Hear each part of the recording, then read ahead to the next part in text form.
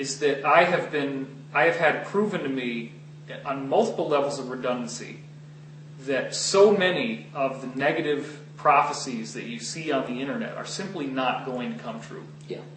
You're not going to see a pole shift while we are here in the same frequency with the pole shift.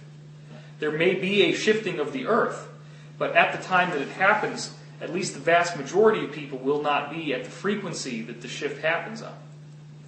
There is a changing of energy frequency. And again, there's just such a complex, multi-layered series of proofs for that.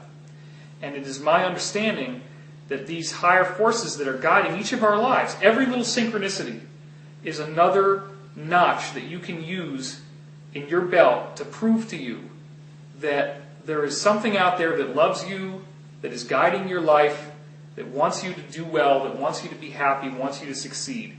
And that connection with your higher self will ensure that you don't end up in the concentration camp, that you don't end up being tortured. Because you listen to that guidance and you are steered by it.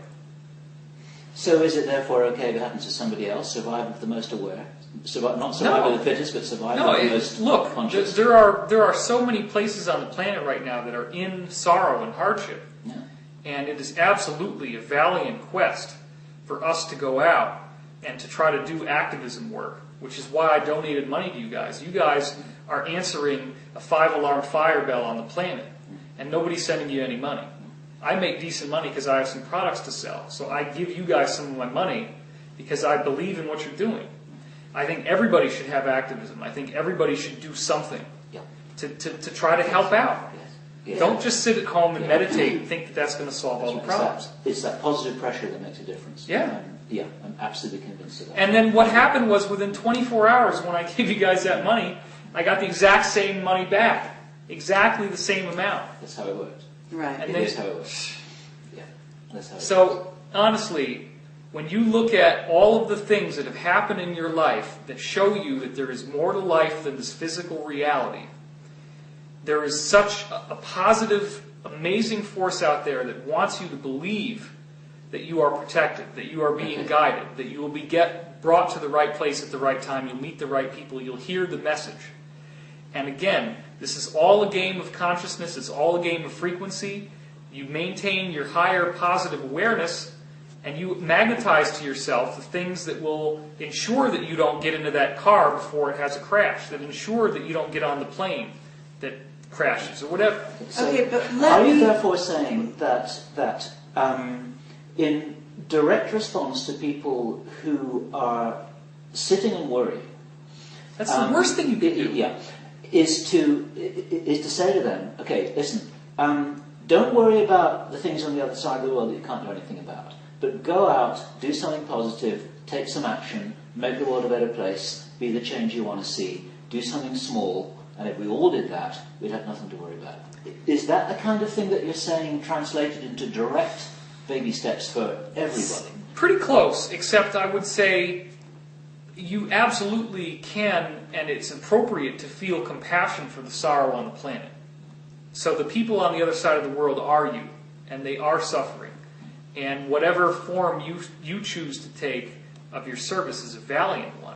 You absolutely can, and it's appropriate to feel compassion for the sorrow on the planet.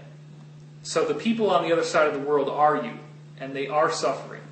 And whatever form you choose to take of your service is a valiant one. What I am saying also is a quote from St. Francis of Assisi.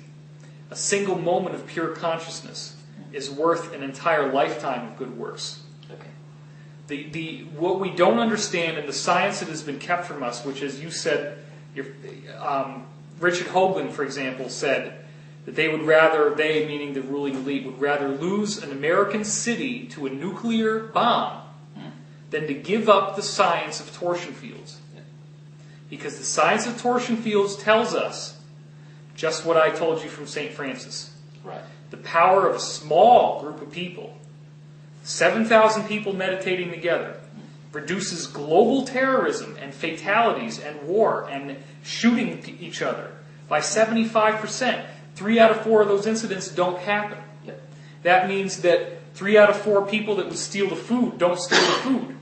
that means that 3 out of 4 people who would die of malnutrition don't. So it's all about a frequency, and it sounds really preposterous, and that's why we have to break people into it slowly and get you step by step through the incremental process of realizing that the consciousness field itself is humanity. We are like cells in a body. We are part of a group mind.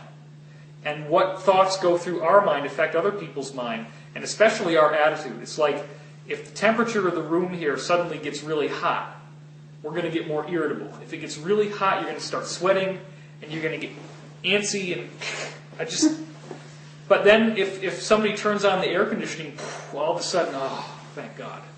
Right? So when these planetary changes are happening, that's like the temperature's going up. And you're actually seeing it as a physical temperature increase, not just on the Earth, but through the whole solar system. Okay?